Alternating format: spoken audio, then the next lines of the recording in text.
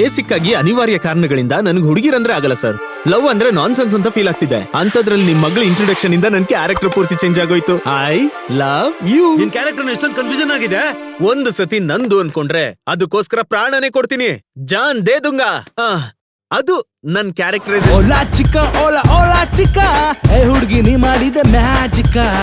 ಪದ್ಧತಿಯಾಗಿ ಪ್ರಯತ್ನ ಮಾಡಿದ್ರೆ ಯಾವ ಹುಡುಗಿ ಬೇಕಂದ್ರೂ ಬೀಳ್ತಾರಲ್ರಿ. ಕೈಸಾ ಹೇ. ಒಂದ್ ಮಾತ್ ಮೇಲೆ ನಿಂತ್ಕೊಳ್ಳೋದ್ವೇನೋ. ಎಲ್ರು ಕಾಲ್ ಮೇಲೆ ನಿಲ್ತಾರೆ, ಮಾತ್ ಮೇಲೆ ಯಾರೋ ನಿಲ್ತಾರೆ. ನನ್ನ ಮಗಳ ಪ್ರೀತಿ ಅವನ ಕೊನೆ ಉಸಿರು ಕಂಡ.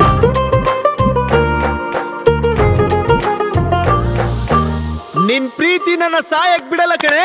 ಅದ್ದೂರಿ ನೀನೆ ಎಂದು ಭರ್ಜರಿ ನೀನೆ, ನನ್ನ ಕ್ಯಾಡ್ಬರಿ ನೀನೆ, ಅಳಿಯ ಹತ್ತೂರಿ ನೀನೆ.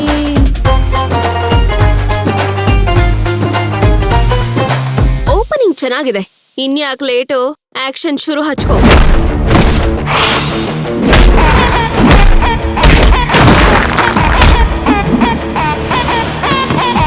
ಸೇನು ಈಗ ನನ್ ಫ್ರೆಂಡು. ಆಕ್ಷನ್ ಸೀಕ್ವೆನ್ಸ್ ಅಲ್ಲಿ ಅವನೇ ಸಪರೇಟ್ ಟ್ರೆಂಡ್. ಇಲ್ಲಿ ಹ್ಯಾಶ್ಟ್ಯಾಗ್ಸ್ ಇಲ್ಲಮ್ಮ.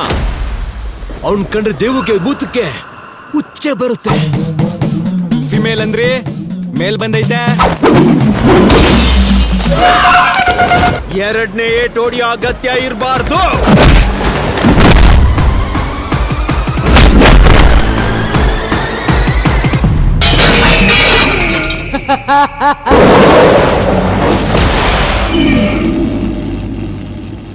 ಅಪರೂಪಕ್ ಮನೆಗ್ ಬಂದ್ರೆ ಮರ್ಯಾದೆ ಕೊಡಲ್ವೇನ್ರು? ಹೋಗ್ಲಿ, ಹತ್ರದಲ್ಲಿರೋ ಬ್ಲಡ್ ಬ್ಯಾಂಕ್ ಹೋಗಿ ಚಿಲ್ಡ್ ಆಗಿರೋ ಬ್ಲಡ್ ತರಬೇಕು ಅಂತೀರಾ? ದೆವ್ವದ ಜೊತೆನೆ ಕಾಮಿಡಿನಾ?